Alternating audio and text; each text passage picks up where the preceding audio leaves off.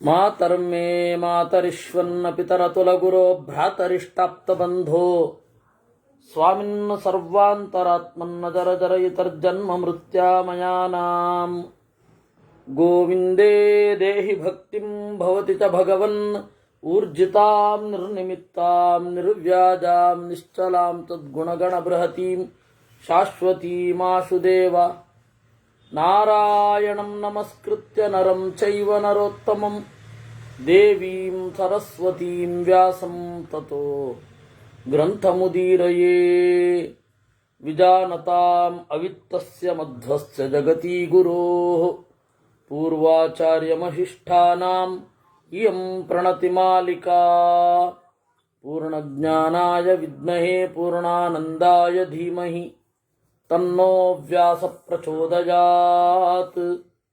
ಅತ್ಯಂತ ಮುಖ್ಯವಾದ ಪ್ರಮೇಯವೊಂದನ್ನು ತಿಳಿದುಕೊಳ್ಳುವ ಒಂದು ಸ್ಥಳ ಇದು. ಮತ್ಸ್ಯಪುರಾಣ 4ನೇ ಅಧ್ಯಾಯ.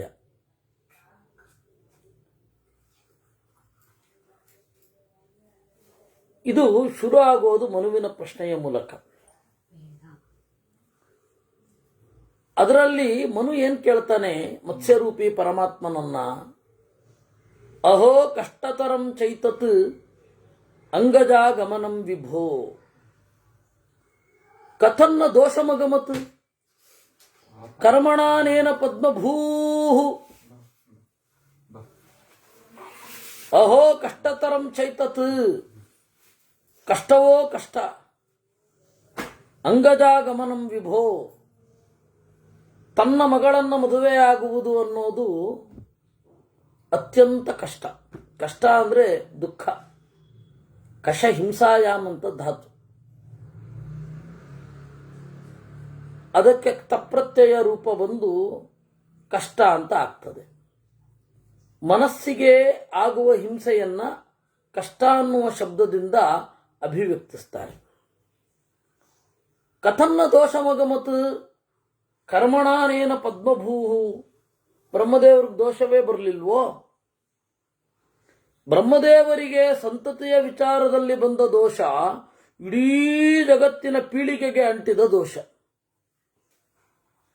ಪರಸ್ಪರಂಚ ಸಂಬಂಧ ಸಗೋತ್ರಾಣಾಂ ಅಭೂತ್ ಕಥಂ. ಮತ್ತೆ ಎಲ್ಲ ಸಗೋತ್ರ ಸಂಬಂಧವೇ ಆಯಿತು. ವೈವಾಹಿಕಸ್ತತ್ಸುತಾನಾಂ ಚಿಂದಿಮೆ ಸಂಶಯಂ ವಿಭೋ. ಬ್ರಹ್ಮದೇವರ ಮುಂದಿನ ಪೀಳಿಗೆ ಇಡೀ ಈ ತರಹದ ದುಷ್ಟ ಸಂಬಂಧದ ಜೊತೆಗಾಯ್ತಲ್ಲ. ಇದನ್ನ ಹೇಗೆ ಅರ್ಥ ಮಾಡ್ಕೊಳ್ಳೋದು? ನಾವೆಲ್ಲ ಅದೇ, ನಮ್ಮ ಮೂಲವೇ ಕೆಡುಕು. ಪ್ರಾಯ ಇದನ್ನ ಏನಾದರೂ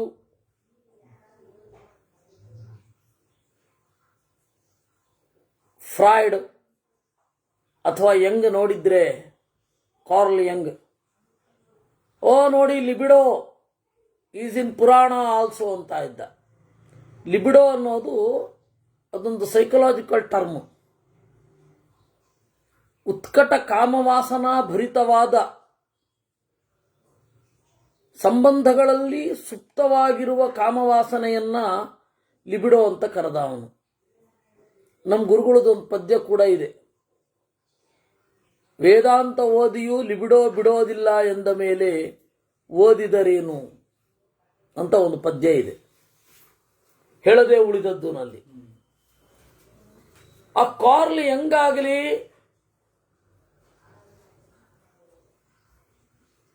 ಬೇರೆ ಒಬ್ಬ ಮನಃಶಾಸ್ತ್ರಜ್ಞ ಆಗಲಿ ಮೂಲದಲ್ಲಿ ಕಾಣಬಹುದಾದ ಸಮಸ್ಯೆ ಇಲ್ಲಿ ಬಂತಲ್ಲ.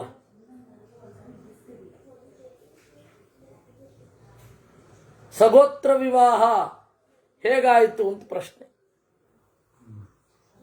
ಅದಕ್ಕೆ ಉತ್ತರ ಮತ್ಸ್ಯವಾಚ ದಿವ್ಯೇಯಮಾದಿ ಸೃಷ್ಟಿಸ್ತು ರಜೋ ಗುಣ ಸಮುದ್ಭವ ಅತೀಂದ್ರಿಯೇಂದ್ರಿಯ ತದ್ವತ್ ಅತೀಂದ್ರಿಯ ಶರೀರಕ.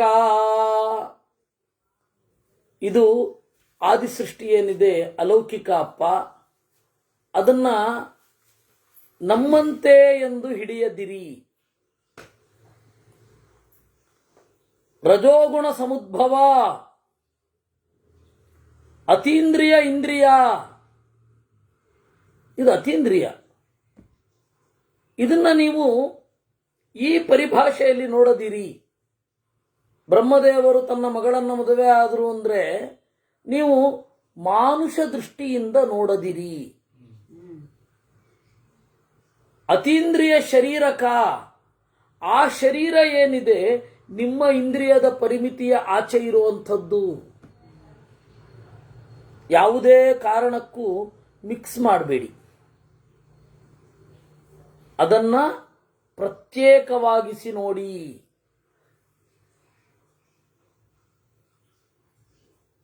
ಯಾಕೆ ನೋಡಿ, ಈ ಸೃಷ್ಟಿ ಏನಿದೆ ದಿವ್ಯ ತೇಜೋಮಯೀ ಭೂಪ, ದಿವ್ಯ ಜ್ಞಾನ ತಮುದ್ಭವ, ನಮರ್ತ್ಯೈರಭಿತ ಶಕ್ಯ ವಕ್ತುಂ ವೈ ಮಾಂಸಚಕ್ಷುಭಿಃ. ಮಾಂಸಚಕ್ಷುಭಿಃ, ಮಾಂಸಲವಾದ ಕಣ್ಣಿನಿಂದ ಡಿಸ್ಕ್ರೈಬ್ ಮಾಡ್ಲಿಕ್ಕೆ ಆಗಲ್ಲ ಇದನ್ನ. ದಿವ್ಯ ತೇಜೋಮಯಿ ಅವರ ಶಕ್ತಿ, ಸರಸ್ವತಿ ಆಗಿರಬಹುದು, ಬ್ರಹ್ಮದೇವರಾಗಿರಬಹುದು, ಆ ಶಕ್ತಿ ದಿವ್ಯ ತೇಜೋಮಯಿ, ಅಲೌಕಿಕವಾದ ಶಕ್ತಿ, ಅಲೌಕಿಕವಾದ ಜ್ಞಾನ, ಅದರಿಂದ ಉಂಟಾದ ಸೃಷ್ಟಿ ಇದು. ಅದರಿಂದಾಗಿ ನಮರ್ತ್ಯೈ ಅಭಿತಃ ವಕ್ತುಂ ಶಕ್ಯ, ಮನುಷ್ಯರು ಡಿಸ್ಕ್ರೈಬ್ ಯಥಾ ಭುಜಂಗ ಸರ್ಪಾಣಾಂ ಆಕಾಶಂ ವಿಶ್ವಪಕ್ಷಿಣಾಂ ವಿದಂತಿ ಮಾರ್ಗಂ ದಿವ್ಯಾನಾಂ ದಿವ್ಯಾ ಏವ ನ ಮಾನವಾಃ. ನೋಡಿ, ಹಾವಿಗೆ ಹಾವಿನ ಹಾದಿ ಗೊತ್ತಾಗುತ್ತೆ. ಹೇಗೆ? ಬೇರೆ ಹಾವಿನ ಹೊಟ್ಟೆ ಇಲ್ಲಿ ಸರಿದಾಡಿದೆ ಅಂತ ಆ ಹೊಟ್ಟೆಯ ಚರ್ಮದ ಮೂಲಕವೇ ಹಾವು ತಿಳಿಯುತ್ತೆ. ನಮಗೆ ಗೊತ್ತಾಗತ್ತಾ? ಇನ್ನು ವಿಶ್ವ ಪಕ್ಷಿಣಾಂ, ಹಕ್ಕಿಗೆ ಆ ಗಾಳಿಯಲ್ಲಿ ಮೂಡಿಸಿ ಹೋದ ಇನ್ನೊಂದು ಹಕ್ಕಿಯ ಮೈಯ ಬಿಸುಪು ಈ ಹಕ್ಕಿಯ ಮೈ ಬಿಸಿಗೆ ಕನೆಕ್ಟ್ ಆಗುತ್ತೆ. ಓ, ಇಲ್ಲಿ ಇದು ಹಾರಿದೆ ಅಂತ ಅದು ಅಂದುಕೊಳ್ಳುತ್ತೆ. ಹೀಗಿರುವಾಗ ನಮಗೆ ಗೊತ್ತಾಗಲಿಲ್ಲ ಅಂದ ಮಾತ್ರಕ್ಕೆ ಇಲ್ಲಿ ಹಾವು ಹೋಗಿರಲಿಲ್ಲ, ಇಲ್ಲಿ ಹಕ್ಕಿ ಹಾರಿರಲಿಲ್ಲ ಅಂದ್ರೆ ಎಷ್ಟು ಅಸಂಗತ. ಹೇಗೆ ಹಕ್ಕಿಯ ಹೆಜ್ಜೆ ಮೂಡದ ಹಾದಿ ಇನ್ನೊಂದು ಹಕ್ಕಿಗೆ ಗೊತ್ತಾಗ್ತದೋ, ಹೇಗೆ ಹಾವಿನ ಹೆಜ್ಜೆ ಮೂಡದ ಹಾದಿ ಇನ್ನೊಂದು ಹಾವಿಗೆ ಗೊತ್ತಾಗತ್ತೋ, ಮನುಷ್ಯರಿಗೆ ಗೊತ್ತಾಗೋದಿಲ್ವೋ, ಹಾಗೆ ಈ ಸೃಷ್ಟಿ, ಆದಿ ಸೃಷ್ಟಿ ನಿಮ್ಮ ಗ್ರಹಿಕೆಗೆ ಬರುವುದಿಲ್ಲ. ಯಾಕೆಂದ್ರೆ ಇಲ್ಲಿ ಸಂಬಂಧ ಬೆಳೆಸಲಿಕ್ಕೆ ಜನರಿದ್ದಾರೆ. ನಾನು ಅವತ್ತೊಂದು ಲೆಕ್ಕ ಹೇಳ್ತಾ ಇದ್ದೆ. ರಿಚರ್ಡ್ ಡಾಕಿನ್ಸ್ ಅಂತ ಹೇಳಿ, ರಿಚರ್ಡ್ ಡಾಕಿನ್ಸ್ ಅಂತ ಈ ಕಾಲದ ನಾಸ್ತಿಕ ಪ್ರವರ, ಅವನು ಇವತ್ತಿಗೂ ಬದುಕಿದ್ದಾನೆ. ಲಾಜಿಕ್ ಆಫ್ ಫಸ್ಟ್ ಮ್ಯಾನ್ ಅಂತ ಹೇಳಿ ಅವನದೊಂದು ಪ್ರಬಂಧ ಇದೆ. ಮೊದಲು ಯಾವಾಗ ಶುರು ಆಯಿತು ಯಾವುದೇ ಒಂದು ಕ್ರಿಯೆ, ಇಂತಹ ಒಬ್ಬ ಮನುಷ್ಯನಿಂದ ಶುರು ಆಯಿತು ಅಂತ ನೀವು ಸರಳವಾಗಿ ಕಲ್ಪನೆ ಮಾಡುವ ಹಾಗಿಲ್ಲ. ಯಾಕೆ ಅಂದ್ರೆ ಅವನೊಬ್ಬ ಬರಬೇಕು ಅಂದ್ರೆ ಇಬ್ರು ಇರಬೇಕಾಗತ್ತೆ. ಆ ಇಬ್ಬರು ಹಿಂದೆ 4 ಜನ ಇರಬೇಕಾಗತ್ತೆ. ಆ 4 ಜನದ ಹಿಂದೆ 8 ಜೋಡಿಗಳಿರಬೇಕಾಗತ್ತೆ. ಆ 8 ಜೋಡಿಯ ಹಿಂದೆ 16. ಹೀಗೆ ನೀವು concept of first man is myth ಅಂತ ಹೇಳ್ತಾನು. ಇವರೆಲ್ಲ ಆದಿಮಾನವ ಇದ್ದ, ಅವನು ಮೊದಲು ಗುಹೆಯಲ್ಲಿ ಈ ರೀತಿ ಮಾಡ್ತಾ ಇದ್ದ, ಆ ಕ್ರಿಯೆಯೇ ಬೆಳೆದು ಬಂತು, ಅಥವಾ ಆಡ್ತಾ ಇದ್ದ ಶಬ್ದಗಳಿಗೆ ಅರ್ಥ ಹಚ್ಚಿದ. ಏನು ತಮಾಷೆನಾ? ಬಾಲಿಶ ಅಲ್ಲ? Is it logical? ನಿಮ್ಮ ಯೋಚನೆ ಲಾಜಿಕಲ್ ಆಗಿದೆಯಾ? You are claiming yourself ಏನು ಮೋಸ್ಟ್ ಲಾಜಿಕಲ್ ಥಿಂಕರ್ಸ್ ಅಂತ. ಹಾಗಿದೆಯಾ? ಎಷ್ಟು ಸಮಸ್ಯೆಗಳಿದೆ. ಏನೂ ಇರಲಿಲ್ಲ ಮೊದಲು, ಭಾಷೆ ಮೂಡಿತ್ತು. ಭಾಷೆ ಹೆಂಗೆ ಮೂಡುತ್ತೆ? ಇದಕ್ಕೆ ಈ ಅರ್ಥ ಅಂತ ಹೇಳಿ ಯೋಚನೆ ಮಾಡಬೇಕಾದ್ರೆ ವರ್ಣ ಇರಬೇಕಾಗತ್ತೆ, ಪದ ಇರಬೇಕಾಗತ್ತೆ. ಭಾಷೆ ನಂಗೆ ಕಂಡು ಹಿಡಿದು ಬಿಡ್ತಾನೆ. ಅದರಿಂದ ನೀವು ಯೋಚನೆ ಮಾಡುವ ಹಾಗೆ ಇಲ್ಲ ಮೊದಲ ಸೃಷ್ಟಿ. ಈಗ ನಾವು ಒಂದನ್ನ ಮಾಡಿದೆವು ಅಂತಂದ್ರೆ ನಮಗೆ ಎಷ್ಟೋ ಜನ ಇದ್ದಾರೆ. ನಾವೀಗ ಒಂದು ಸಂಬಂಧ ಬೆಳೆಸಬೇಕು, ಒಂದು ಮದುವೆ ಆಗಬೇಕು ಅಂದ್ರೆ ನಮ್ಮ ಪೀಳಿಗೆಯಿಂದ ಹೊರತಾದ ಜನ ಇದ್ದಾರೆ. ಅವರು ಯಾವುದೋ ಒಂದು ಪೀಳಿಗೆಯಿಂದ ಬಂದಿರ್ತಾರೆ. ಇವಾಗ ಎಂತಹ ಗೋತ್ರ ಅಂದ್ರೂ ಕೂಡ, ಗೋತ್ರ ಬಿಟ್ಟರೂ ಕೂಡ ಯಾವತ್ತೋ ಒಂದು ದಿವಸ ಹೀಗಿರ್ತಾರೆ. ಸಗೋತ್ರ ಅಂತ ಈಗ ಅಂದ್ರೂ ಕೂಡ 3000-4000 ವರ್ಷಗಳಾಗೋಗಿರುತ್ತೆ. ಸೊ ದೂರ ಇರ್ತೇವೆ ಸಗೋತ್ರ ಅಂದ್ರು ಇವತ್ತು. ಆದ್ರೆ ಅವತ್ತು ಯಾರಿದ್ರು ರೀ? ಸಗೋತ್ರ ವಿವಾಹ ಅಂತ ಬಿಡ್ತಾ ಹೋದ್ರೆ ಏನಾಗ್ಬೇಕು ಹೇಳಿ? ಅದರಿಂದ ಅವರ ಶರೀರ, ಬ್ರಹ್ಮದೇವರ ಅಥವಾ ಸರಸ್ವತಿಯ ಶರೀರ ಏನಿದೆ ಅದರಲ್ಲಿ ಈ ದೋಷಗಳೇ ಇಲ್ಲ.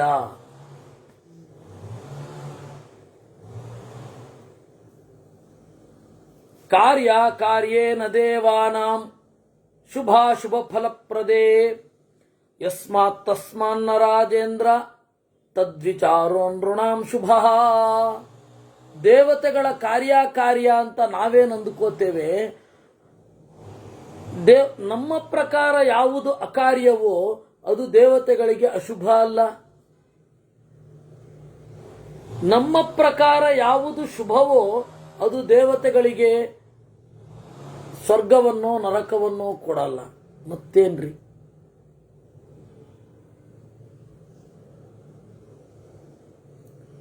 ನಮ್ಮ ಪ್ರಕಾರ ಕಾರ್ಯವಾದದ್ದು ಅವರಿಗೆ ಪುಣ್ಯ ಅಲ್ಲ. ನಾವು ಕೆರೆ ಕಟ್ಟೆ ಕಟ್ಟಿಸ್ತೇವೆ, ಬಾವಿ ತೋಡಿಸ್ತೇವೆ, ದೇವತೆಗಳು ಅದನ್ನೇ ಮಾಡಬೇಕು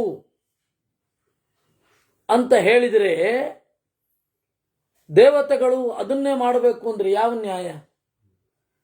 ನಾವು ಕೆರೆ ತೋಡಿಸಿದರೆ ಪುಣ್ಯ ಬರುತ್ತೆ, ದೇವತೆಗಳು ಕೆರೆ ತೋಡಿಸಿದ್ರೆ ಪುಣ್ಯ ಬರುತ್ತಾ? ನಾವು ಮರ ನೆಟ್ರೆ ಪುಣ್ಯ ಬರುತ್ತೆ, ದೇವತೆಗಳು ಮರ ನೆಟ್ರೆ ಪುಣ್ಯ ಬರುತ್ತಾ? ನಾವು ಯಾರನ್ನೋ ಕೊಂದ್ರೆ ಪಾಪ ಬರುತ್ತೆ, ದೇವತೆಗಳು ಕೊಂದ್ರೆ ಪಾಪ ಬರುತ್ತಾ? ನಾವು ನಮ್ಮ ಮಕ್ಕಳಿಗೆ ಒಂದು ಒಳ್ಳೆಯ ಬೆಳವಣಿಗೆಗೆ ಅವಕಾಶ ಮಾಡಿಕೊಡಬೇಕು. ಹಾಗೆ ದೇವತೆಗಳು ಅವನು ಇಂದ್ರನ ಪದವಿಯನ್ನು ಮೀರಿ ಬೆಳೆಯುವ ಹಾಗೆ ಜಯಂತನನ್ನ ಮಾಡಲಿಕ್ಕಾಗತ್ತಾ? ಇಲ್ಲ. ಅದರಿಂದಾಗಿ ನಮ್ಮ ಕಾರ್ಯ ಮತ್ತೆ ಅಕಾರ್ಯ ದೇವತೆಗಳಿಗೆ ಪುಣ್ಯವೋ ಪಾಪವೋ ಅಲ್ಲ. ನಮಗಿಂತ ಟೋಟಲ್ ಡಿಫ್ರೆಂಟ್ ಅವರು. ಅದರಿಂದಾಗಿ ನಮ್ಮ ತರ ಅವ್ರು ಇರಬೇಕು ಅಂತ ಎಕ್ಸ್ಪೆಕ್ಟ್ ಮಾಡೋದೇ ತಪ್ಪು, ನಮ್ಮ ತರಹ ಸಂಬಂಧವನ್ನು ಹೇಳೋದು ತಪ್ಪು. ಗೊತ್ತಾಯ್ತಾ? ಅದರಿಂದಾಗಿ ಪುರಾಣದಲ್ಲಿಯೇ ಇದೆ, ನೀವು ಮುಂಡಿಗೆಗಳಲ್ಲಿ ಸುಮ್ಮನೆ ಸಮಯ ಸಂಹಾರ ಮಾಡಬೇಡಿ. ದಾಸರ ಮುಂಡಿಗೆ ಏನು ಅದ್ಭುತ, ಹೆಂಗ್ ಬೇಕಾದ್ರೂ ಮಾಡಬಹುದು. ವೇದ ಪುರುಷನ ಸುತನ ತಳೋದರಿಯ ಹೆಮ್ಮಗನ ಮೊಮ್ಮಗನ ಬೇಕಿಲ್ಲ ಅದು. ಯಾಕೆಂದ್ರೆ ಮಾನುಷ ರೀತಿಯಲ್ಲಿ ನೀವು ದೇವತೆಗಳನ್ನು ಡಿಸ್ಕ್ರೈಬೇ ಮಾಡಬೇಡಿ, ಮಾನುಷ ಸಂಬಂಧ ರೀತಿಯನ್ನ. ಹಾಗಾದ್ರೆ ಯಾಕೆ ಮಾಡಿದ್ರು ದಾಸರು? ದಾಸರು ಮಾಡಿದ್ದು ಹಾಗಾದ್ರೂ ಪುರಾಣ ಕಥಾ ಕಾಲಕ್ಷೇಪ ಆಗಲಿ ಮಾಡಿದ್ದೇ ವಿನಃ ಅದರಿಂದ ಪ್ರಮೇಯವೋ ಧ್ಯಾನವೋ ಯಾವುದರ ಪ್ರಯೋಜನವೂ ಇಲ್ಲ. ಅದರಿಂದಾಗಿ ಅದನ್ನ ಒಂದು ನಿರೂಪಣೆ ಮಾಡಿ ಏನೋ ಮಾಡಬೇಕಾಗಿಯೂ ಇಲ್ಲ. ಹೀಗಾಗಿ ಅದರ ಮಿತಿಯನ್ನ ಅರ್ಥ ಮಾಡಿಕೊಳ್ಳಿ.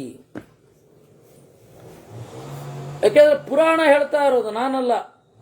ಕಾರ್ಯ ಕಾರ್ಯೇ ನ ದೇವಾನಾಂ ಶುಭಾಶುಭ ಫಲಪ್ರದೇ ಯಸ್ಮಾತ್ ತಸ್ಮಾನ್ನ ರಾಜೇಂದ್ರ ತದ್ವಿಚಾರೋ ನೃಣಾಂ ಶುಭ. ಮನುಷ್ಯರಿಗೆ ದೇವತೆಗಳ ಕಾರ್ಯಕಾರ್ಯ ವಿಚಾರಣೆ, ವಿಮರ್ಶೆ, ಮೀಮಾಂಸೆ ಶುಭವೂ ಅಶುಭವೂ ಅಲ್ಲ ಅವ್ರಿಗೆ. ನಮಗೆ ಶುಭ ಅಂತೂ ಅಲ್ಲ, ಒಳ್ಳೆಯದೇನಲ್ಲ. ನಮಗೆ ಪುಣ್ಯವೋ ದೇವತೆಗಳು ಏನು ಮಾಡ್ತಾರೆ ಅಂತ ಮಾನಿಟರ್ ಮಾಡೋದು ಪುಣ್ಯವೋ ಅಲ್ಲ. ಅವ್ರು ಏನು ತಪ್ಪು ಮಾಡ್ತಾರೆ, ಏನು ಸರಿ ಮಾಡ್ತಾರೆ ಅಂತ ವಿಮರ್ಶೆ ಮಾಡೋದು ನಮಗೆ ಪುಣ್ಯವೋ ಅಲ್ಲ. ಯಾಕೆ ಮಾಡ್ತೀರಾ ಮತ್ತೆ? ನಾವು ಮಾಡಲಿಕ್ಕಿಲ್ಲ ಅಷ್ಟೆ. ಈ ಎಚ್ಚರ ಇರಬೇಕು. ಎಷ್ಟು ಕ್ಲಾರಿಟಿ ಇದೆ ಈ ಚಿಂತನೆಯಲ್ಲಿ. ಅನ್ಯಚ್ಚ ಸರ್ವವೇದಾನಾಂ ಅಧಿಷ್ಠಾತ ಚತುರ್ಮುಖ ಗಾಯತ್ರಿ ಬ್ರಹ್ಮಣಸ್ತದ್ವತ್ ಅಂಗಭೂತ ನಿಗಜ್ಜತೆ. ಅವರಿಬ್ಬರು ಬೇರೆ ಬೇರೆ, ಒಟ್ಟಿಗೇ ಹುಟ್ಟಿದವರು. ದೇವತೆಗಳ ಕೂಡಿಕೆ ವಿನಃ ಮದುವೆ ಅಂತ ಅನ್ಬೇಡಿ.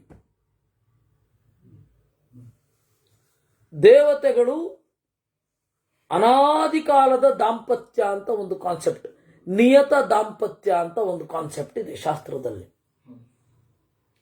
ನಿಯತ ದಂಪತಿಗಳು ಲೋಕದ ಕಣ್ಣಿಗೆ ಹೆಂಗ್ ಬೇಕಾದ್ರೂ ಕಾಣಬಹುದು, ಆದರೆ ಅದನ್ನ ನೀವು ದೇವತೆಗಳ ಮಟ್ಟಿಗೆ ಅಪ್ಲೈ ಮಾಡಬೇಡಿ. ಈಗ ಉದಾಹರಣೆಗೆ ಅಣ್ಣ ತಂಗಿ ಮದುವೆ ಆಗ್ತಾ ಇದ್ರು ಒಂದು ಕಾಲದಲ್ಲಿ. ಎಲ್ಲಿ? ಭಾರತದಲ್ಲ, ಇಂಗ್ಲೆಂಡಿನಲ್ಲಿ. ಬ್ಲೂ ಬ್ಲಡ್ ಅಂತ ಒಂದು ಕಾನ್ಸೆಪ್ಟ್ ಇದೆ, ಗೊತ್ತಾ? ಬ್ಲೂ ಬ್ಲಡ್, ಪ್ರತಿಷ್ಠಿತ ರಕ್ತ, ರಾಯಲ್ ಫ್ಯಾಮಿಲಿ ಅನ್ನೋದಕ್ಕೆ ಬ್ಲೂ ಬ್ಲಡ್ ಅಂತ ಇದ್ರು.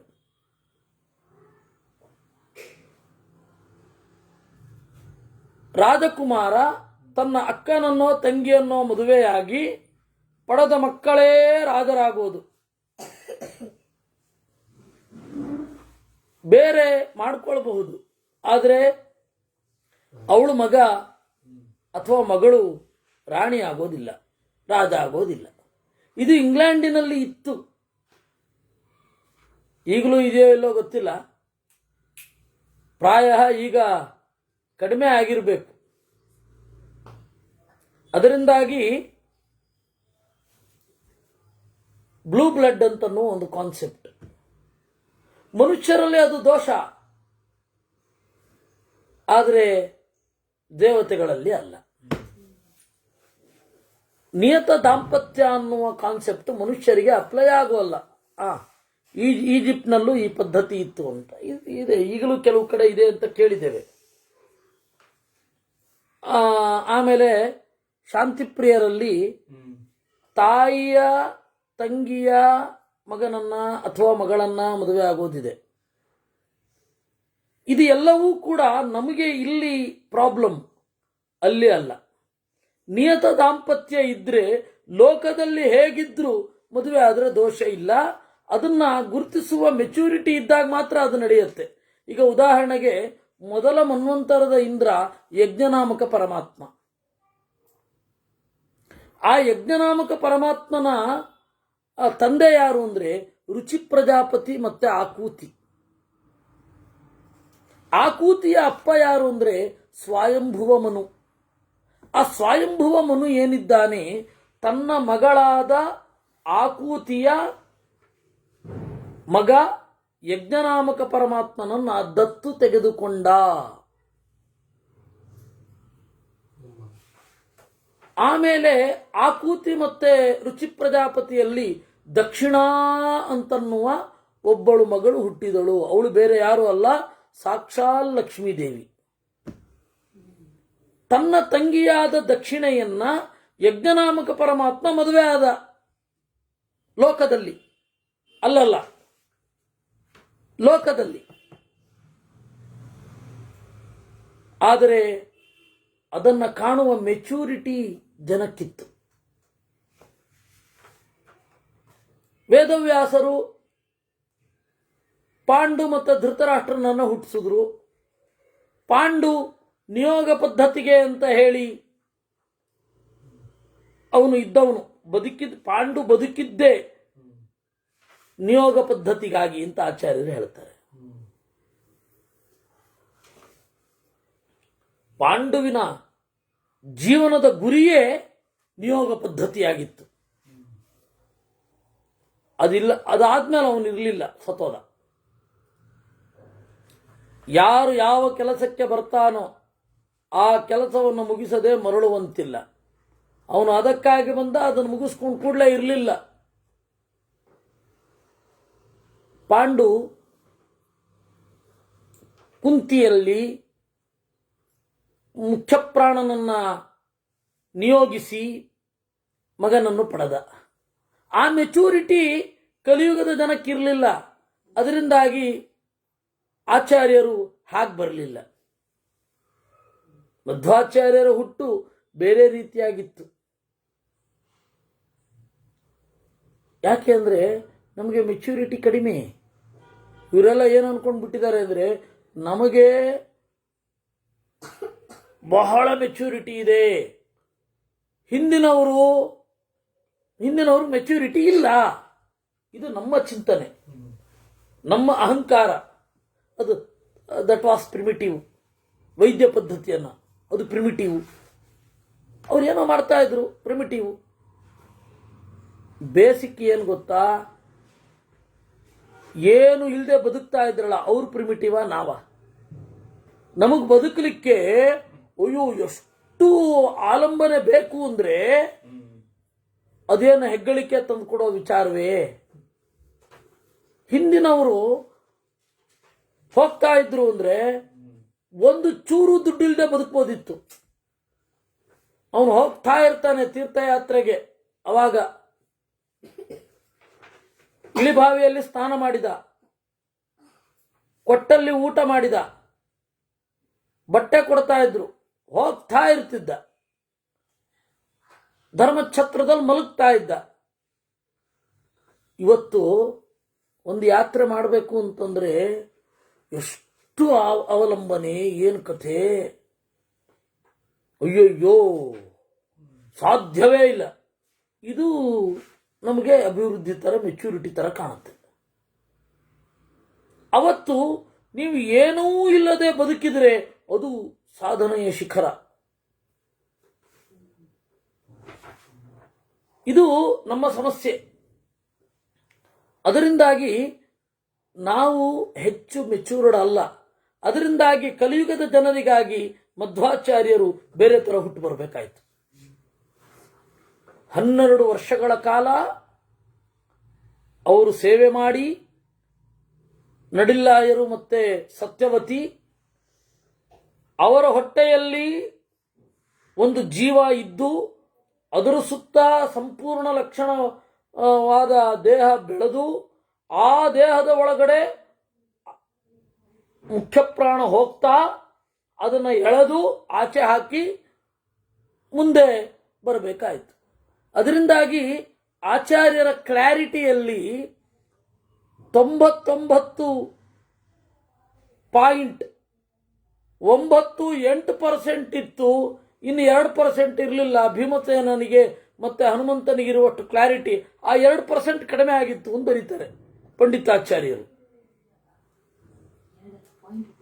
0.02 ಅಷ್ಟು ಕಡಿಮೆ ಆಗಿತ್ತು ಅಂತ ಬರೀತಾರೆ. ಹೀಗಾಗಿ ನಮ್ಮ ಮೆಂಟಾಲಿಟಿಯೇ ಬೇರೆ. ಪುರಾಣಗಳನ್ನು ಅರ್ಥ ಮಾಡಿಕೊಳ್ಳಬೇಕಾದ, ಪುರಾಣಗಳನ್ನು ಚಿಂತನೆ ಮಾಡಬೇಕಾದ ಮಾನಸಿಕವಾದ ಸಿದ್ಧತೆಯೇ ಬೇರೆ. ಅದು ಎರಡೂ ತಾಳಮೇಳ ಆಗ್ತಾ ಇಲ್ಲ. ಅದರಿಂದಾಗಿ ನಾವು ಒಂದನ್ನು ಅರ್ಥ ಮಾಡ್ಕೊಳ್ಬೇಕಾದ್ರೆ ಸಾವಧಾನವಾಗಿ ಇರಬೇಕು. ಆಚಾರ್ಯರು ಹೇಳಿದ್ದಾರೆ ಬೃಹದಾರಣ್ಯಕ ಭಾಷ್ಯದಲ್ಲಿ, ಬೃಹದಾರಣ್ಯಕ ಉಪನಿಷತ್ತಿನಲ್ಲಿ ಈ ಪ್ರಸಂಗ ಬಂದಾಗ ಸೃಷ್ಟಿಯ ಬಿತ್ತರಕ್ಕಾಗಿ ಹೀಗೆ ಆಯಿತು ಅಂತ ಹೇಳಿದ್ದಾರೆ. ಆದರೆ ಇಲ್ಲಿ ಏನಿದೆ, ಅವರಿಬ್ಬರ ದಾಂಪತ್ಯ ಎಲ್ಲ ಕಡೆ ಇದೆ ನೋಡಿ ಅಂತಾರೆ. ದೇವತೆಗಳ ದಾಂಪತ್ಯಕ್ಕೂ ನಮ್ಮ ದಾಂಪತ್ಯಕ್ಕೂ ಇರುವ ವ್ಯತ್ಯಾಸ, ಅದನ್ನು ಇನ್ನೊಂದನ್ನು ಗಮನಿಸಬೇಕು. ಇರಲಿ, ಸ್ವಲ್ಪ ಹಿಂದೆ ಹೋಗಿ ಮತ್ತೆ ವಾಪಸ್ ಬರ್ತೇನೆ. ವಾಸುದೇವ ರೂಪಿ ಪರಮಾತ್ಮನಿಂದ ಇಬ್ಬರು ಹುಟ್ಟಿದ್ರು. ವಾಸುದೇವ ರೂಪಿ ಪರಮಾತ್ಮನಿಂದ ಇಬ್ಬರು ಹುಟ್ಟಿದ್ರು. ಒಂದು ಬ್ರಹ್ಮದೇವರು, ಇನ್ನೊಂದು ಮುಖ್ಯ ಪ್ರಾಣ. ಸೂತ್ರಂ ಸವಾಯು ಪುರುಷೋ ವಿರಿಂಚ ಪ್ರದ್ಯುಮ್ನ ತಶ್ಚಾತ ಕೃತೌ ಸ್ತ್ರೀಯೌ ದ್ವೇ. ಪ್ರದ್ಯುಮ್ನಿಂದ ಕೃತಿ ಅಂತನ್ನುವ ಲಕ್ಷ್ಮೀ ರೂಪದಲ್ಲಿ ಹುಟ್ಟಿದ್ದು ಇಬ್ರು. ಪ್ರಜಜ್ಞತುರ್ಯ ಮಳೆ ತತ್ರ ಪೂರ್ವ ಪ್ರಧಾನ ಸಂಜ್ಞಾ ಪ್ರಕೃತಿರ್ಜನಿತ್ರಿ. ಮೊದಲು ಹುಟ್ಟಿದವಳು ಸರಸ್ವತಿ, ಅವಳ ಹೆಸರು ಪ್ರಧಾನ ಅಂತ. ಎರಡನೆಯವಳು ಪ್ರಕೃತಿ ಅಂದ್ರೆ ಶ್ರದ್ಧಾ. ಶ್ರದ್ಧಾ ದ್ವಿತೀಯಾಥ ತಯೋಶ್ಚ ಯೋಗೋ ಬಭೂವ ಪುಂತೈವ ಚ ಸೂತ್ರ ನಾಮ್ನ. ಆ ಪ್ರಧಾನ ಅಂತ ಇದ್ದಲ್ಲ, ಅವಳನ್ನೇ ಮುಂದೆ ಸರಸ್ವತಿ ಅಂತ ಕರೆದು. ಆ ಪ್ರಧಾನ ಸೇರಿದ್ದು ನೋಡಿ, ಯೋಗೋಪಭೂವ ಅಂತ ಆಚಾರ್ಯರು ಸೇರಿದ್ದು ಯಾರ ಜೊತೆಗೆ? ಬ್ರಹ್ಮದೇವರ ಜೊತೆಗೆ. ಸರಸ್ವತಿ ಮತ್ತು ಬ್ರಹ್ಮದೇವರು ಜೊತೆಯಾದರು. ಆಮೇಲೆ ಎರಡನೆಯದ್ದು ಶ್ರದ್ಧಾ, ಅವಳ ಹೆಸರು ಭಾರತಿ ಅಂತ. ಮುಖ್ಯ ಪ್ರಾಣನ ಜೊತೆಗೆ ಸೇರಿದ ಅವನ ಹೆಸರು ಸೂತ್ರ ಅಂತ. ಅಲ್ಲ, ಪ್ರದ್ಯುಮ್ನ ಕೃತಿ ಅನ್ನುವ ಸ್ತ್ರೀಯಲ್ಲಿ. ಇದಾದ ಮೇಲೆ ಹೀಗೆ ಬಹಳ ಹುಟ್ಟಿ ಬಹಳ ಕಾಲ ಕಳೆದು ಸೃಷ್ಟಿಯೆಲ್ಲ ಆದಮೇಲೆ ಬ್ರಹ್ಮಾಂಡದ ಒಳಗಡೆ ಆದ ಘಟನೆಯನ್ನು ಇದು ಹೇಳ್ತಾ ಇರೋದು. ಇಷ್ಟು ವ್ಯತ್ಯಾಸ ಇದೆ. ಅದರಿಂದಾಗಿ ಇದನ್ನು ಅರ್ಥ ಮಾಡ್ಕೊಳ್ಬೇಕಾದ್ರೆ ಯಾವ ಕಾಲದಲ್ಲಿ ಅನ್ನೋ ಒಂದು ಐಡಿಯಾ ಬೇಕು. ಇದು ಹೇಳ್ತಾ ಇರೋದು ಮೊದಲನೇ ಮನ್ವಂತರದಲ್ಲಿ ಅನ್ನೋದು ಕರೆಕ್ಟ್. ಇವನು ಹೇಳ್ತಾ ಇರೋದು ಇದು 7ನೇ ಮನ್ವಂತರದ ಆರಂಭದಲ್ಲಿ. 7ನೇ ಮನ್ವಂತರ ಯಾವುದು? ವೈವಸ್ವತ ಮನ್ವಂತರ. ಅಂದ್ರೆ 6ನೇ ಮನ್ವಂತರದ ಪ್ರಳಯ, ಚಾಕ್ಷುಷ ಮನ್ವಂತರದ ಪ್ರಳಯದಲ್ಲಿ ಮತ್ಸ್ಯರೂಪಿ ಪರಮಾತ್ಮ ಶ್ರಾದ್ದದೇವ ಮನುವಿಗೆ ಹೇಳ್ತಾ ಇರುವ ಕಥೆ.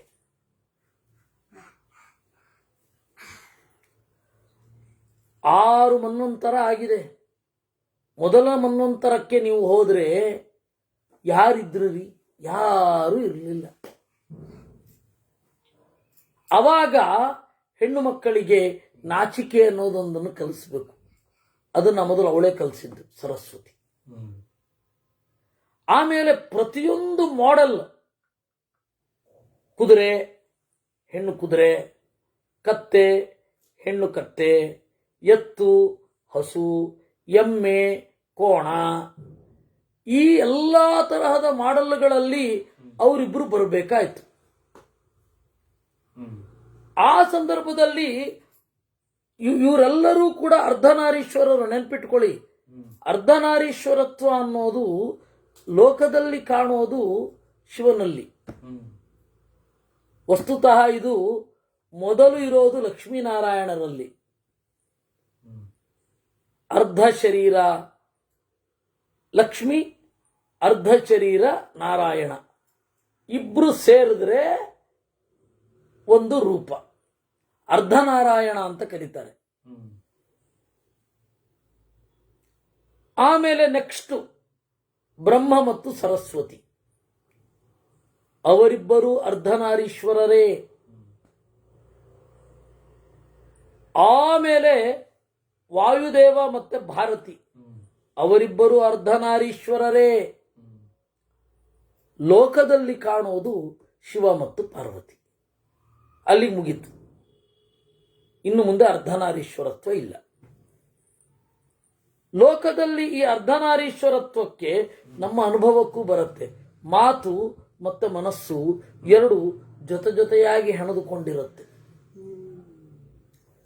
ಮನಸ್ಸಿನ ಪ್ರತಿನಿಧಿ ಅಥವಾ ಅಭಿಮಾನಿ ಸದಾಶಿವ, ಮಾತಿನ ಪ್ರತಿನಿಧಿ ಪಾರ್ವತಿ. ಅವರಿಬ್ಬರು ಜೊತೆಯಾಗಿ ಇರ್ತಾರೆ. ಯಾವುದು ಮೊದಲು ಬಂತು? ಕಷ್ಟ ಹೇಳೋದು. ಜೊತೆಯಾಗಿ ಇದ್ದವರು. ಆಯ್ತಾ? ಆ ರೀತಿ ಸರಸ್ವತಿ ಹಾಗೂ ಬ್ರಹ್ಮದೇವರು ಅರ್ಧನಾರೀಶ್ವರರು. ಅವರಿಬ್ಬರು ಬೇರೆಯಾಗಿದ್ದನ್ನ ಅಂಗಜ ಅಂತ ಇದು ಜನರ ಕಣ್ಣಿಗೆ ಕಂಡದ್ದು. ಒಂದು ಶರೀರದಲ್ಲಿರುವವರು ಬೇರೆಯಾಗಿ ಬಂದವರು ಅಷ್ಟೇ. ಅದರ ಅರ್ಥ ಅವನ ತಂದೆ ಅಲ್ಲ, ಇವಳು ಮಗಳಲ್ಲ. ಇಷ್ಟು ನಾವು ಅರ್ಥ ಮಾಡಿಕೊಳ್ಬೇಕಾದದ್ದು. ಇನ್ನು ಎಲ್ಲ ವೇದಗಳ ಅಧಿಷ್ಠಾನ ಚತುರ್ಮುಖ ಆದರೆ ಇವಳು ಗಾಯತ್ರಿ. ಗಾಯತ್ರಿ ಛಂದಸ್ಸು, ಗಾಯತ್ರಿ ಮಂತ್ರ. ಹೀಗಾಗಿ ಜೊತೆಯಾಗಿ ಮೂಡಿ ಬಂದವರು ಬ್ರಹ್ಮ ಹಾಗೂ ಸರಸ್ವತಿ. ಅಮೂರ್ತಂ ಮೂರ್ತಿಮದ್ವಾಪಿ ಮಿಥುನಂ ತತ್ಪ್ರಚಕ್ಷತೆ. ಅಮೂರ್ತ ಕಾಣದ ವಸ್ತು ಮತ್ತೆ ಕಾಣುವ ವಸ್ತು. ಅಮೂರ್ತ ಪದಾರ್ಥದ ಪ್ರತಿನಿಧಿಯಾಗಿ ಬ್ರಹ್ಮ, ಮೂರ್ತ ಪದಾರ್ಥದ ಪ್ರತಿನಿಧಿಯಾಗಿ ಸರಸ್ವತಿ. ಪ್ರತಿಯೊಂದು ವಸ್ತುವಿನ ಒಂದು ಒಟ್ಟಂದದಲ್ಲಿ ಎರಡೂ ಇರುತ್ತೆ. ಅಮೂರ್ತ, ಮೂರ್ತ. ಆ ಅಮೂರ್ತ ಮೂರ್ತಗಳು ಒಟ್ಟೈಸಿ ಕಾಣುವಂಥದ್ದು ಎಲ್ಲಿ? ಇಲ್ಲೇ. ಬ್ರಹ್ಮ ಹಾಗೂ ಇದು ಸರಸ್ವತಿ. ಹೀಗೆ ಎಲ್ಲ ಕಡೆ ಈ ಎರಡು ವಿರುದ್ಧವಾದ ವಸ್ತುವಿನ ಜೋಡಣೆ. ಇದು ನಮ್ಮನ್ನ ಷಟ್ಪ್ರಶ್ನ ಉಪನಿಷತ್ತಿಗೆ ಕರ್ಕೊಂಡು ಹೋಗುತ್ತೆ.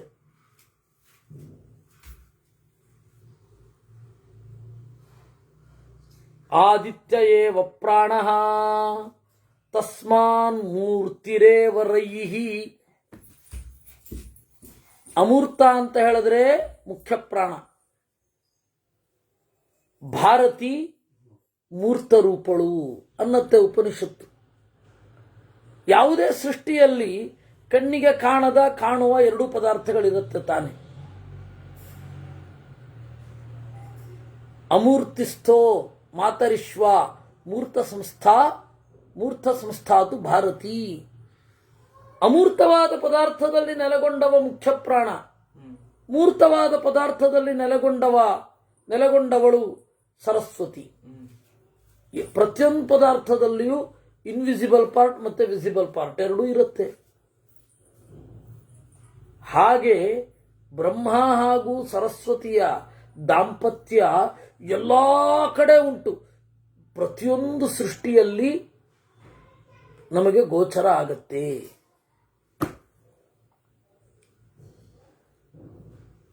ಈ ತತ್ವ ಉಪನಿಷತ್ತಿನೊಂದಿಗೆ ಸಮನ್ವಿತವಾಗಿ ನಮ್ಮ ಮುಂದೆ ಬರಲಿಕ್ಕೆ ಆ ಕಾಣಿಸುವಂಥದ್ದು ಒಂದು ಆಚಾರ್ಯರ ಗ್ರಂಥ. ಬೇರೆ ಯಾರೂ ಕೂಡ ಇಷ್ಟು ಗಂಭೀರವಾದದ್ದನ್ನು ಹೇಳಲೇ ಇಲ್ಲ. ನಾನು ಮಲ್ಲೇಶ್ವರದಲ್ಲಿ ಒಂದು ಉಪನ್ಯಾಸಕ್ಕೆ ಹೋಗಿದ್ದೆ ಶಿವರಾತ್ರಿ ದಿವಸ, ಬಹಳ ಹಿಂದೆ, 2013 ಕಾಣುತ್ತೆ. ಅವಾಗ ಶಿವನ ಬಗ್ಗೆ ಮಾತನಾಡಬೇಕು ಅಂತ 3 ಮತದವರನ್ನು ಕರೆಸಿದ್ರು. ಶಂಕರರ ಮತದಿಂದ ಅಪ್ಪಯ್ಯ ದೀಕ್ಷಿತರ ವಂಶದವರು, ಅವ್ರ ಹೆಸರೇನು ಅಂತ ಈಗ ನೆನಪಿಲ್ಲ. ರಾಮಾನುಜರ ಮತದಿಂದ ವೃದ್ಧರಾದ ಒಬ್ಬರು ಶ್ರೀವೈಷ್ಣವ ವಿದ್ವಾಂಸರು. ಮಾಧ್ವ ಮತದಿಂದ ನಾನು. ಅವರಿಗೆ ಏನೂ ಇಲ್ಲ. ಶಂಕರರ ಮತದಲ್ಲಿ ಬಂದು ಎಂತ ಹೇಳೋದು? ಅವರು ಶಿವ ಅನ್ನೋ ತತ್ವದ ಬಗ್ಗೆ ಏನೂ ಹೇಳಲೇ ಇಲ್ಲ. ಕುಮಾರ ಸಂಭವ ರಾಗವಾಗಿ ವಾಚನ ಮಾಡಿಬಿಟ್ರು ಅವರು. ಕಾಳಿದಾಸನ ಕುಮಾರ ಸಂಭವ ಶಿವರಾತ್ರಿಯ ಚಿಂತನೆ. ಆಮೇಲೆ ಶ್ರೀ ವೈಷ್ಣವ ವಿದ್ವಾಂಸರು ಬಂದರು. ಅವರು ಶಿವನನ್ನು ಒಪ್ಪಲ್ಲ, ಗಣಪತಿಯನ್ನು ಪೂಜೆ ಮಾಡೋಲ್ಲ. ಅವರು ನಮ್ಮ ಮತದಲ್ಲಿ ಶಿವನನ್ನು ಒಪ್ಪದೇ ಇರೋದ್ರಿಂದ ನಾನೇ ಕೆಲವು ಶ್ಲೋಕ ರಚನೆ ಮಾಡಿ ತಂದಿದ್ದೀನಿ ಅಂತ ಓದಲಿಕ್ಕೆ ಶುರು ಮಾಡಿಬಿಟ್ರು. ನಾನು ಶಿವನ ತ್ರಿನೇತ್ರತ್ವ, ಮುಕ್ಕಣ್ಣ ಹೇಗೆ, ಅರ್ಧನಾರೀಶ್ವರತ್ವ ನಮ್ಮ ಅನುಭವಕ್ಕೆ ಹೇಗೆ ಬರುತ್ತೆ, ಪಂಚಮುಖ ಹೇಗೆ, ಅದನ್ನು ಹೇಳ್ತಾ ಇದ್ರೆ ಅವರು ಆನಂದಭರಿತರಾಗಿ ಕಡೆಗೆ ಮೈಕಿಸ್ಕೊಂಡು, ವಿಜಯಸಿಂಹ ಅವರು ಮಾಧ್ವರಾದ್ರೂ ನೋಡಿ ಶಿವನ ಬಗ್ಗೆ ಏನು ಮಾತಾಡಿದ್ರು, ಕೊಡ್ರಿ ಇಲ್ಲಿ ಮೈಕ್ ಒಂದೇ. ಮಾಧ್ವರಾಗಿರೋದ್ರಿಂದಲೇ ಮಾತಾಡ್ತಾ ಇರೋದು ಶಿವನ ಬಗ್ಗೆ ಇಷ್ಟು ಚೆನ್ನಾಗಿ. ಈ ಕೆಲವೊಂದು ಕಡೆ ಹೊರಗಡೆ ಉಪನ್ಯಾಸಕ್ಕೆ ಹೋಗೋದಕ್ಕೆ ಭಯ ಆಗುತ್ತೆ. ಎಂತೆಂಥ ಬಿಟ್ಟರ್ ಎಕ್ಸ್ಪೀರಿಯನ್ಸು ಅಂತ ಹೇಳಿದ್ರೆ, ಅತ್ಯಂತ ಪ್ರಸಿದ್ಧರಾದ ತಮ್ಮ ಹೆಸರು ಮೈಕಲ್ಲಿ, ಅತ್ಯಂತ ಪ್ರಸಿದ್ಧರಾದ ಶ್ರೀಯುತರು ತಮ್ಮ ಹೆಸರು, ಅತ್ಯಂತ ಪ್ರಸಿದ್ಧರಾದ್ರೆ ನನ್ನ ಹೆಸರು ಅವ್ನಿಗೆ ಗೊತ್ತಿರಲ್ವ ಅವನಿಗೆ. ಇಂಥವರೇ ಮೈಕ್ ಇಟ್ಕೊಳ್ಳೋದು. ಅದಕ್ಕೆ ನನ್ನ ಉಪನ್ಯಾಸ ಮುಗಿದ್ಮೇಲೆ ನನ್ನ ಪರಿಚಯ ಮಾಡಿಸೋದು, ಅಭಿನಂದನೆ ಮಾಡ್ತಾರಲ್ಲ, ಅಯ್ಯೋಯ್ಯೋ ಅದರಿಂದ ಭಯ ಆಗಿ ನಾನು ಎಲ್ಲೂ ಹೋಗ್ತಾ ಇಲ್ಲ. ಆ ಥರ ಮಾಡಿಬಿಟ್ಟಿದ್ದಾರೆ. ಹೇಳಿದೆ ನೋಡ್ರಿ, ಮಧ್ವಾಚಾರ್ಯರು ಶಿವನ ಬಗ್ಗೆ ಎಷ್ಟು ಅದ್ಭುತವಾದ ವಿಚಾರಗಳನ್ನು ಹೇಳಿದ್ದಾರೆ. ನೀವು ಮಾಧ್ವರು ಅಂದರೆ ಶಿವನ ದ್ವೇಷಿಗಳು ಅಂತ ಮಾತ್ರ ನೋಡ್ತಾ ಇದ್ದೀರಾ. ಹಾಗಲ್ಲ, ಇದೆಲ್ಲವೂ ಆಚಾರ್ಯರು ಪುರಾಣಗಳಲ್ಲಿ ವೇದಗಳಲ್ಲಿ ಇರುವ ಶಿವನ ಬಗ್ಗೆ ಹೇಳಿದ್ದು ನಾನು ಹೇಳ್ತಾ ಇರೋದು. ಮತ್ತದಕ್ಕೇನು ಉತ್ತರ ಕೊಡಲಿಲ್ಲ, ಅದು ಬೇರೆ. ಇದು ಸಮಸ್ಯೆ. ಅದರಿಂದಾಗಿ ದೇವತಾ ಮೀಮಾಂಸೆಯನ್ನ ಗಂಭೀರವಾಗಿ ತಗೊಂಡೇ ಇಲ್ಲ ಬೇರೆ ಯಾವ ಆಚಾರ್ಯರು ಕೂಡ. ಏನೋ ಒಬ್ಬ ದೇವತೆ ಅಷ್ಟೇ, ಮುಗೀತು. ಅವನು ಬಂದರೆ ಅವನು ದೊಡ್ಡವನು, ಅವನ ಜಯಂತಿ ಬಂದರೆ ಅವನು ದೊಡ್ಡವನು. ಈ ರಾಜಕಾರಣಿಗಳು ಮಾಡ್ತಾರಲ್ಲ, ಆ ಜಯಂತಿ ದಿವಸ ಅವರ ವಿಚಾರಗಳನ್ನು ಅಳವಡಿಸಿಕೊಳ್ಳಲು ಯುವಕರಿಗೆ ಕರೆದು ಬಿಡ್ತಾರೆ. ಇವರು ನೋಡೇ ಇರಲ್ಲ ಅದೇನು ಅಂತ.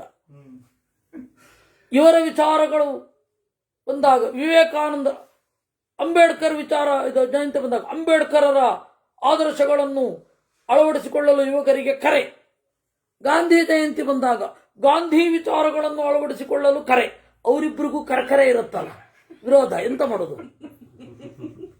ಯಾರ ಪರವಾಗಿ ನಿಲ್ಬೇಕು ನೀವು? ಅವರಿಬ್ಬರಿಗೂ ಬಹಳ ಸೈದ್ಧಾಂತಿಕ ಭಿನ್ನಾಭಿಪ್ರಾಯ ಇತ್ತು. ಇವತ್ತು ಅಂಬೇಡ್ಕರ್, ಪೆರಿಯಾರು, ಬುದ್ಧ, ಬಸವ, ಅಯ್ಯೋ ಆ 4 ಜನದಲ್ಲಿ ಎಂಥ ಡಿಫ್ರೆನ್ಸು.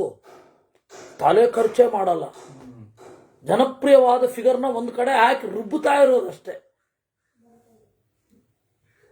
ಈ ತರಹ ಮಾಡ್ತಾರೆ. ಅದರಿಂದಾಗಿ ಬೇರೆ ಇಲ್ಲಿ ಎಷ್ಟು ಬಾಲಿಶ ಅಂತ ಅನ್ಸುತ್ತಲ್ಲ ನಮಗೆ, ಅಷ್ಟೇ ಬಾಲಿಷ್ಯ ಮತಗಳಲ್ಲಿ ಕಾಣುತ್ತೆ ನಮಗೆ.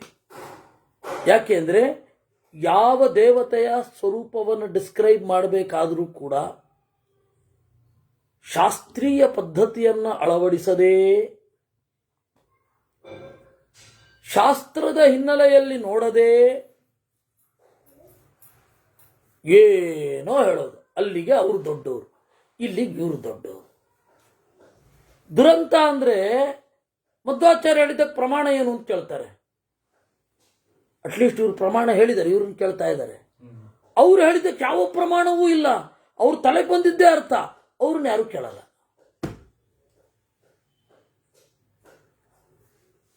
ಇದೇ ದುರಂತಗಳು ಎಲ್ಲ ಕಡೆ ಕಾಣಿಸ್ತಾ ಇರೋದು.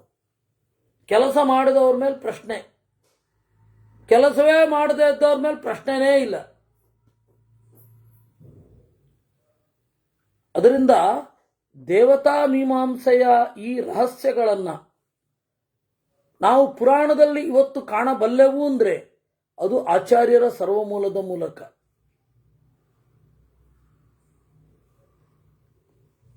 ಅಮೂರ್ತಂ ಮೂರ್ತಿಮದ್ವಾಪಿ ಮಿಥುನಂ ತತ್ಪ್ರಚಕ್ಷತೆ. ಅವರಿಬ್ಬರ ಜೋಡಿ ಏನಿದೆ, ಅಮೂರ್ತ ಮತ್ತೆ ಮೂರ್ತ. ವಿರಿಂಚಿರಿ ಯತ್ರ ಭಗವಾನ್ ತತ್ರ ದೇವಿ ಸರಸ್ವತಿ. ಎಲ್ಲಿ ವಿರಿಂಚನಿದ್ದಾನೋ ಅಲ್ಲಿ ಎಲ್ಲ ಸರಸ್ವತಿ ದೇವಿಯು ಸೃಷ್ಟಿಯಲ್ಲಿ ಇದ್ದಾಳೆ. ಹೇಗೆ ಈ ದಾಂಪತ್ಯ ಜೋಡಿಯಾಗಿ ತತ್ವಗಳಲ್ಲಿ ನೆಲೆಗೊಂಡು ಪ್ರತಿಯೊಂದು ಸೃಷ್ಟಿಯಾದ ಪದಾರ್ಥಗಳ ಒಳಗಡೆ ಇರುತ್ತೆ, ಹೆಣ್ಣು ಗಂಡುಗಳ ಒಳಗಡೆ ಇರುತ್ತೆ. ಯಾವುದೇ ವಸ್ತುವಿನ ಮೂರ್ತಾಮೂರ್ತ ಪದಾರ್ಥಗಳ ಜೋಡಿಯ ಒಳಗಡೆ ಇವರಿಬ್ರು ಇರ್ತಾರೆ. ಭಾರತೀ ಯತ್ರ ಯತ್ರ ಇವ ತತ್ರ ತತ್ರ ಪ್ರಜಾಪತಿ. ಯತ್ರ ಯತ್ರ ಭಾರತಿ, ಎಲ್ಲಿ ಎಲ್ಲಿ ಸರಸ್ವತಿ ಇದ್ದಾಳೋ, ಎಲ್ಲಿ ಎಲ್ಲಿ ಭಾರತಿ ಇದ್ದಾಳೋ ಅಲ್ಲಿ ಅಲ್ಲಿ ಪ್ರಜಾಪತಿ ಪವಮಾನನೂ ಇದ್ದಾನೆ. ಪ್ರಜಾಪತಿ ಅಲ್ಲ, ಪ್ರಜಾ ಅಂದ್ರೆ ಪ್ರಕರ್ಷೇಣ ಜಾನಂತಿ ಇತಿ ಪ್ರಜಾಹ. ಜ್ಞಾನಿಗಳು, ಜ್ಞಾನಿಗಳ ಒಡೆಯ ಯಾರು? ಮುಖ್ಯ ಪ್ರಾಣ. ಮುಖ್ಯ ಪ್ರಾಣನಿಲ್ಲದೆ ಜ್ಞಾನ ಹೇಗೆ ಬರುತ್ತೆ? ಮುಖ್ಯ ಪ್ರಾಣನಿಲ್ಲದೆ ಜ್ಞಾನವೇ ಬರಲ್ಲ ಎಲ್ಲ ರೀತಿಯಿಂದ. ಒಂದು ಮುಖದಲ್ಲಿ ಪ್ರಾಣ ಇಲ್ಲದೆ ಹೋದರೆ ಎಲ್ಲಿಂದ ಗ್ರಹಿಸೋದು ಅಲ್ವಾ? ಯಥಾ ತಪೋನರಹಿತಃ ಛಾಯಯಾ ದೃಶ್ಯತೆ ಕ್ವಚಿತ್ ಗಾಯತ್ರಿ ಬ್ರಹ್ಮಣ ಪಾರ್ಶ್ವಂ ತಥೈವ ನ ವಿಮುಂಚತಿ. ಅದರಿಂದಾಗಿ ಬಿಸಿಲು ಹೇಗೆ ನೆರಳಿಲ್ಲದೆ ಇರುವುದಿಲ್ಲವೋ ಹಾಗೆ ಇವರಿಬ್ಬರೂ ಒಬ್ಬರನ್ನೊಬ್ಬರು ಬಿಟ್ಟು ಇರುವುದಿಲ್ಲ. ಗಾಯತ್ರಿ ಬ್ರಹ್ಮಣ ಪಾರ್ಶ್ವಂ ತಥೈವ ಚ ನ ಮುಂಚತಿ.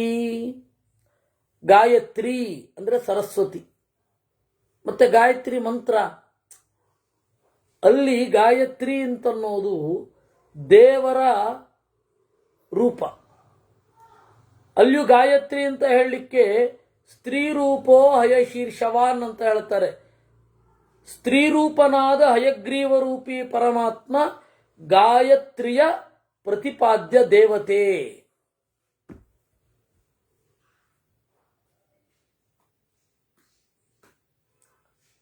ಅದಕ್ಕಾಗಿ ಗಾಯತ್ರಿ ಅಂತ ಮತ್ತೆ ಛಂದಸ್ಸಿನ ಹೆಸರು. 24 ಅಕ್ಷರದ ಛಂದಸ್ಸನ್ನ ಗಾಯತ್ರಿ ಅಂತ ಕರೀತಾರೆ. ಅದು ತ್ರಿಪದಿ, 3 ಪಾದ ಇದೆ. ತ್ರಿಪಾತ್ ಅಂತ ಹೇಳಿ ಗಾಯತ್ರಿ ದೇವಿಗೆ ಅರ್ಥ ಮಾಡಿಬಿಟ್ಟು ದೇವರದಿಂದ 3 ಕಾಲು ಬರೆದಿಲ್ಲ.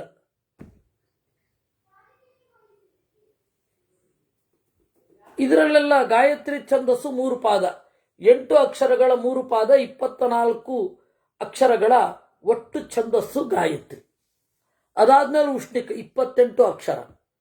ಅದಾದ ಮೇಲೆ 4 ಪಾದಗಳ ಅನುಷ್ಠುಪ್ 32 ಅಕ್ಷರ. ಅದರ ನೆಕ್ಸ್ಟು 36 ಅಕ್ಷರದ ಬೃಹತಿ. ಹೀಗೆ 7 ಛಂದಸ್ಸುಗಳಲ್ಲಿ ಆರಂಭದ ಛಂದಸ್ಸು ಏನಿದೆ ಅದು ಗಾಯತ್ರಿ. ಆ ಗಾಯತ್ರಿ ದೇವಿ ಅದಕ್ಕೆ ಅಭಿಮಾನಿನಿಯೇ ವಿನಃ ಪ್ರತಿಪಾದ್ಯಳಲ್ಲ. ಯಾಕೆಂದ್ರೆ ಪ್ರತಿಯೊಬ್ಬರು ಗಾಯತ್ರಿಯನ್ನು ಪಠಿಸುವಾಗ ಧ್ಯಾನ ಶ್ಲೋಕವನ್ನು ಹೇಳ್ತಾರೆ ದೇವರ ದಯದಿಂದ. ಅಲ್ಲಿ ಧ್ಯೇಯ ಸದಾ ಸವಿತೃ ಮಂಡಲ ಮಧ್ಯವರ್ತಿ ನಾರಾಯಣ ಸರಸಿಜಾಸನ ಸನ್ನಿವಿಷ್ಟ ಕೇಯೂರವಾನ್ ಮಕರ ಕುಂಡಲವಾನ್ ಕಿರೀಟಿ ಹಾರಿ ಹಿರಣ್ಮಯ ವಪುಹು ಧೃತ ಶಂಖ ಚಕ್ರ ಅಂತ ಹೇಳ್ತಾರೆ ದೇವರ ದಯದಿಂದ. ಅಲ್ಲಿ ನಾರಾಯಣ ಅಂತ ಹೇಳಿದ ಮೇಲೆ ಸ್ತ್ರೀ ರೂಪ ಹೇಗೆ?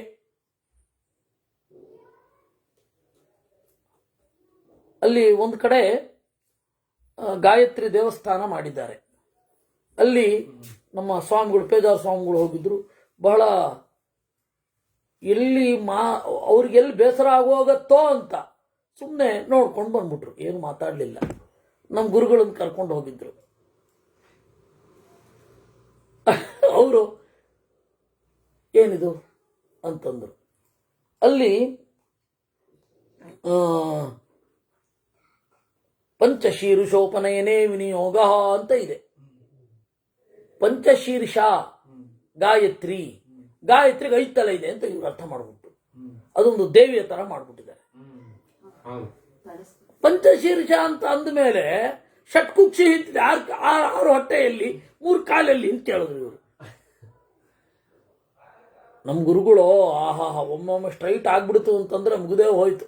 ಎದುರುಗಡೆ ಇರೋನು ಹೋಗ್ಬೇಕಷ್ಟೇ, ಆತ್ಮಹತ್ಯೆ ಮಾಡ್ಕೋಬೇಕು ಅಲ್ರಿ. ತ್ರಿಪದ, ಷಟ್ಕುಕ್ಷಿ, ಪಂಚಶೀರ್ಷ ಅಂತ ತಾನೇ ಇರೋದಲ್ಲಿ. ಅದೆಲ್ಲ ಮಂತ್ರದ ಪರವಾಗಿ ಅನ್ವಯ. ತ್ರಿಪದ ಅಂದ್ರೆ 8 ಅಕ್ಷರಗಳ 3 ಪಾದ. ಷಟ್ಕುಕ್ಷಿ 6 ಪದಾರ್ಥಗಳಲ್ಲಿ ಅಂತರ್ಯಾಮಿಯಾದ ನಾರಾಯಣ.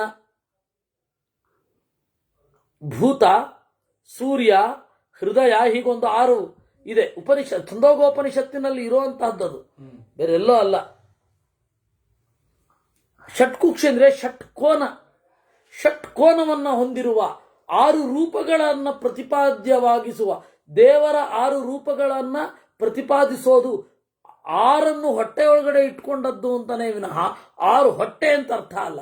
ನೀವು ಷಟ್ಕುಕ್ಷಿ ಅಂದ್ರೆ ನೀವು ಹಾಗೆ ತಗೊಳ್ಳೋದಾದ್ರೆ 6 ಹೊಟ್ಟೆ, 3 ಕಾಲು. 3 ಕಾಲು ಎಲ್ಲಿದೆ? 2 ಕಾಲು ಇಟ್ಟಿದ್ದೀರಾ.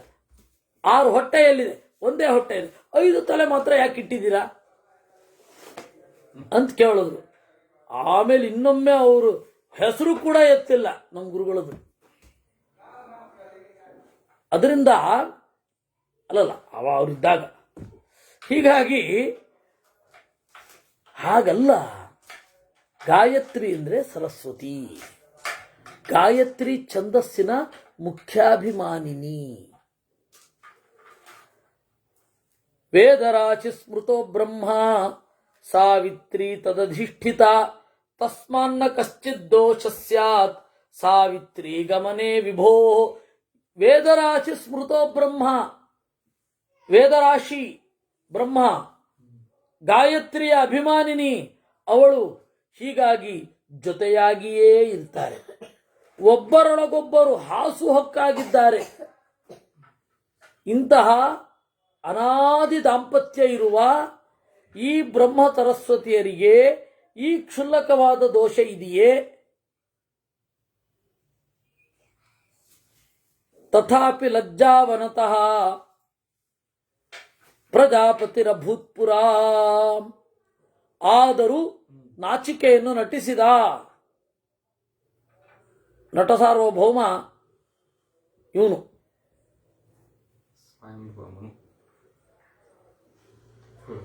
ಅದರಿಂದಾಗಿ ಲಜ್ಜಾವನತಃ ಪ್ರಜಾಪತಿರಭೂತ್. ಸರಿ, ಕುಸುಮಾಯುಧಂ ಚಚಾಪ, ಮನ್ಮಥನಿಗೆ ಶಾಪ ಕೊಟ್ಟಂತೆ. ನೀನು ದೇಹ ಇಲ್ಲದವನಾಗು. ಹೌದು, ಕಾಮಕ್ಕೆ ದೇಹ ಎಲ್ಲಿದೆ?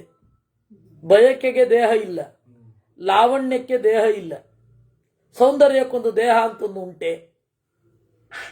ಸೌಂದರ್ಯಕ್ಕೆ ದೇಹ ಇದ್ದಿದ್ರೆ ಕೈ ಕತ್ತರಿಸ್ಕೊಂಡು ಹೋದ್ರು ಆ ಕತ್ತರಿಸಿದ ಕೈಯಲ್ಲಿ ಸೌಂದರ್ಯ ಇರಬೇಕಿತ್ತು. ಆ ಕೈಯ ಮೂಲಕ ಮನಸ್ಸಿನ ಸೌಂದರ್ಯ ಅಭಿವ್ಯಕ್ತ ಆಗಬೇಕೇ ವಿನಃ ಕೈಯೇ ಸುಂದರ ಅಲ್ಲ.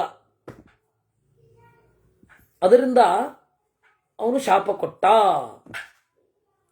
ರುದ್ರ ನಿನ್ನನ್ನು ಬೇಗದಲ್ಲಿಯೇ ಭಸ್ಮ ಮಾಡಲಿ ಅಂತ ಶಾಪ ಕೊಟ್ರಂತ. ವಸ್ತುತಃ ಕಾಮ ಇವರನ್ನ ಇನ್ಫ್ಲುಯೆನ್ಸ್ ಮಾಡುವಷ್ಟು ಶಕ್ತನಲ್ವೇ ಅಲ್ಲ. ಆದರೆ ಶಾಪ ಕೊಟ್ಟಿದ್ದು ಇದು ಅರ್ಥವಾದ. ಹಾಗೇನು ಆಗಲಿಲ್ಲ. ಅವರು ಕಾಮನಿಗೆ ಕಾಮ ಇನ್ನು ಲೋಕದಲ್ಲಿ ಮುಡಿಯೇ ಇರಲಿಲ್ಲ. ಶಾಪ ಕೊಡೋದೇನು. ಅನಂಗ ಅಂತ ಅವನಿಗೆ ಹೆಸರು. ಯಾವಾಗಲೂ ಅನಂಗನೇ. ಅಂಗ ಎಲ್ಲಿದೆ? ಕಾಮಕ್ಕೆ ಅಂಗ ಉಂಟೆ, ಬಯಕೆಗೆ ಅಂಗ ಉಂಟೆ, ಭಾವಕ್ಕೆಲ್ಲ ಅಂಗ ಇದೆಯೇ? ಪ್ರೀತಿಗೊಂದು ಅಂಗ ತೋರಿಸಿದ್ರೆ ಏನು ತೋರಿಸೋದು? ಅದು ಅಭಿವ್ಯಕ್ತ ಆಗ್ಬೇಕಷ್ಟೇ. ಯಾವ್ಯಾವಾಗ ಯಾವ್ಯಾವುದರಿಂದ ಹೆಂಗೆ ಅಭಿವ್ಯಕ್ತ ಆಗಬೇಕೋ ಹಾಗೆ ಅಭಿವ್ಯಕ್ತ ಆಗತ್ತೆ. ಹೀಗಾಯಿತು ಅಂತ ಹೇಳ್ತಾರೆ. ಆಗ ಕಾಮದೇವ ಬೇಡಿಕೊಂಡ ಏನು ಅನ್ನೋದನ್ನ ನಾವು ನಾಳೆ ನೋಡೋಣ. ಕೃಷ್ಣಾರ್ಪಣಮಸ್ತು.